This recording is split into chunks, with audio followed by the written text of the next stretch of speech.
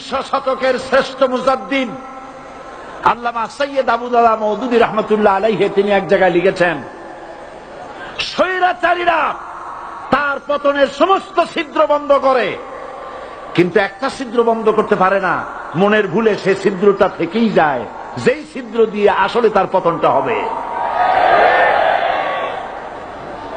ক্ষমতায় গিয়ে মনে করে চিরকাল ক্ষমতায় থাকবো। ভারতের প্রধানমন্ত্রী পণ্ডিত জওয়াহরলাল নেহেরু রাঁচি পাগলাগারদে গিয়েছেন, মেন্টাল হসপিটাল। পাগলেরা নেহেরুকে দেখে আশ্চর্য হয়ে গেছে, এত সুন্দর মানুষ, মাথায় কিস্তি টুপি, গায়ে শেরওয়ানি, মুসলমানি ড্রেসই আলাদা, যদিও তিনি হিন্দু ছিলেন, পরেছেন মুসলমানি ড্রেস। শেরওয়ানি কাদের পোশাক? কাদের পোশাক? সাথে ছড়ি নিয়ে হাঁটা, স্টাইল করে, সুন্দর পাজামা, সুন্দর টুপি, সুন্দর সাজসজ্জা করে, মুসলমানদের ড্রেস। এই ড্রেস পরে তিনি গিয়েছেন, সবসময় যে ড্রেস তিনি পরতেন। পাগলেরা জিজ্ঞেস করছে, তুমি কে গো? উনি বলছেন, আমারে চেনো নাই? আমি ভারতের প্রধানমন্ত্রী পণ্ডিত জওয়াহরলাল নেহেরু। পাগলেরা বলছে, ও সেই কথা। আমরাও যখন এই হসপিটালে আসছিলাম, এই তোমার মতো লম্বা লম্বা কথা আমরাও বলছি, থাকো আমাদের সাথে কিছুদিন, তোমার মাথাও ঠান্ডা হয়ে যাবে।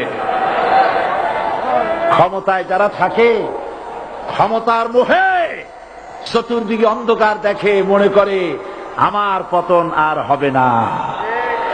কিন্তু তোমাকে বুঝিবে যে গোকুলে বাড়ি শেষে গাড়ির চাকা সব সময় উপরে থাকে না।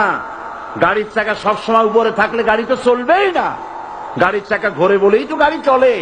সুতরাং এই উপরে তোমার চাকা উপরে এখন আছে বলে, তোমার দলের চাকা উপরে আছে বলে যারা মানুষের উপরে জুলুম করছো, আলেমদেরকে ধরতেছো, মুসল্লিদেরকে ধরে ধরে জেলে ঢুকাচ্ছ, সময় আসবে এমন ইন্দুরের গর্ত অপমানা পালাবার জন্য।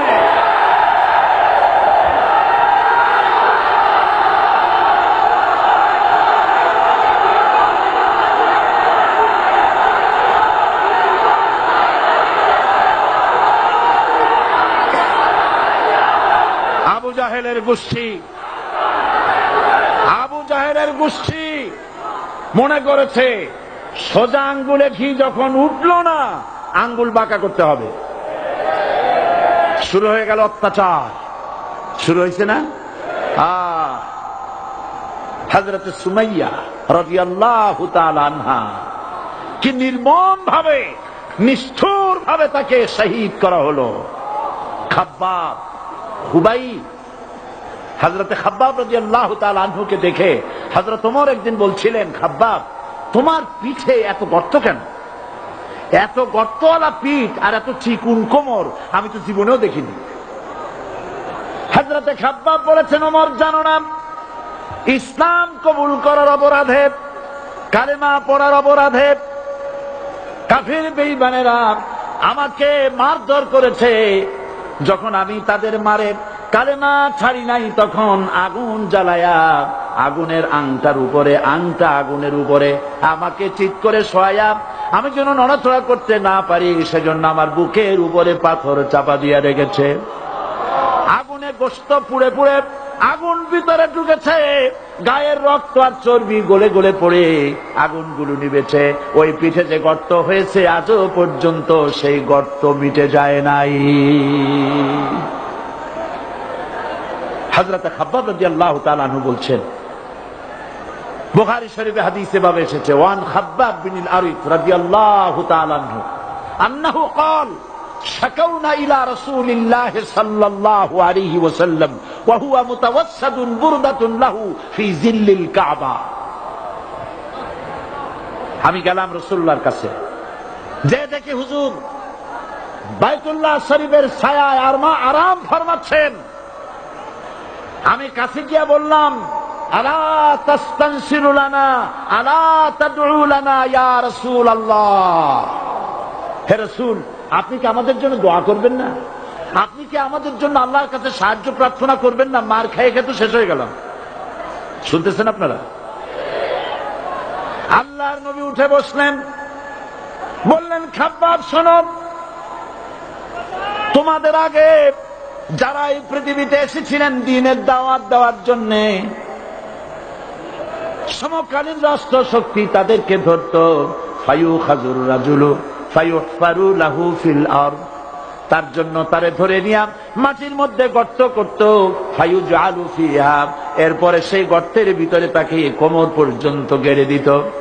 সুম্মা ইউতা বিল মানশার, এরপরে করাত আনা হতো। ফায়ুদাউ আলা রাসিহি, এরপরে করাতটা মাথার উপরে রাখা হতো। ফায়ুজআলু নিসফাইন, এরপরে করাত দিয়া চিরে চিরে দিত, মানুষটাকে দ্বিখণ্ডিত করে ফেলে দিত। মা ইয়াসুদ্দুহু যালিকা আন দীনি, এত কষ্ট দেওয়ার পরেও, এত জুলুম করার পরেও দ্বীনের দায়ীদেরকে এক চুল পরিমাণ আল্লাহর রাস্তা থেকে তারা সরাই দিতে পারে নাই। ওয়াল্লাহি, ও খাব্বাব, আমি আমার আল্লাহর নামে কসম করি। মুসলমান কে কসম করতেছে? আল্লাহ রাসূল। আমি আমার আল্লাহর নামে কসম করি, ওয়াল্লাহি লা ইউতাম্মান্নাল্লাহু হাদাল আমর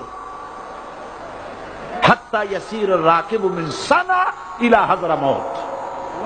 সেদিন বেশি দূরে নয়, ইয়েমেনের রাজধানী সানা থেকে শুরু করে সৌদি আরবের হাযরামাউত পর্যন্ত হাজার হাজার মাইল, এই দীর্ঘ পথে যুবতী নারী তার সৌন্দর্যের পশ্চা নিয়া, আর ধনাঢ্য ব্যক্তিরা, সওদাগরেরা তাদের টাকা পয়সা নিয়া একাকে নিয়ে অথবা দলবদ্ধ ভাবে মানুষেরা যাতায়াত করবে। লা ইয়াখাফু ইল্লাল্লাহ, মানুষের মনের মধ্যে কোনো ভয় থাকবে না।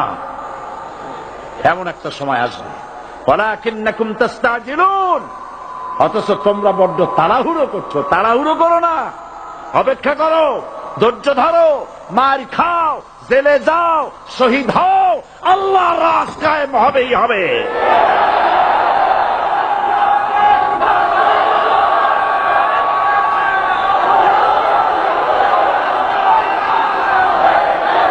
বিল্ডিং থেকে শিক্ষা গ্রহণ করুন।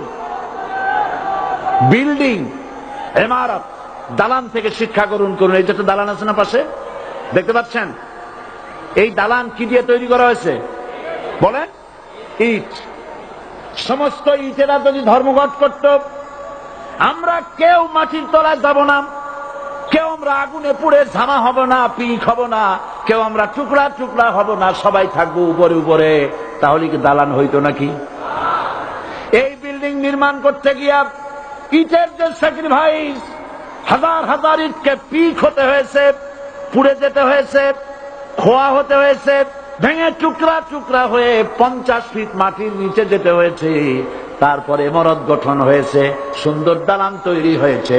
যারা ইসলামী শাসন চান, আল্লাহর দ্বীনকে বিজয়ী দেখতে চান, তাদেরকে অসংখ্য মানুষকে পোড়াইটের মতো জেলখানায় পুড়ে পুড়ে মরতে হবে। অসংখ্য মানুষকে ফাঁসির কাস্তে ঝুলতে হবে, গায়ের রক্ত দিতে হবে, শহীদ হতে হবে, তারপরে ইসলামের ইমারতটা কায়েম হয়ে যাবে। শায়ের, কবি কি সুন্দর করে বলছেন, কবি সুন্দর করে বলছেন, ये शहादत गाहे उल्फत में कदम रखना, ये शहादत गाहे उल्फत में कदम रखना, लोग समझते हैं आसा है मुसलमान होना। মানুষেরা মনে করে মুসলমান হওয়া খুব সহজ জিনিস। না, মুসলমান হওয়ার অর্থ হলো শাহাদাতের ঈদগাহে শামিল হয়ে যাওয়া।